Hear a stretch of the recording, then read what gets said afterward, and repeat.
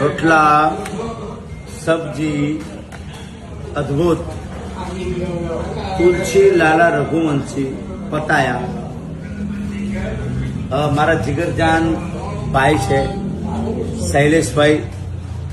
શૈલેષભાઈની restaurant છે જેનું નામ છે તુલસી લાલા રઘુવંશી. એકવાર ખરેખર વધારો. તમને અહેસાસ નહીં થવા દે કે તમે કાઠિયાવાડમાં જમો છો કે પતાયા જમો છો. એકવાર જમ્યા પછી એવું લાગશે કે ક્યાં જમો છો. અહીંયા જમ્યા પછી હું દેવ પકડે એમ કહું કે જમ્યા પછી મને એવું અહેસાસ નથી થતો કે મેં બેંકોક જમ્યો છું.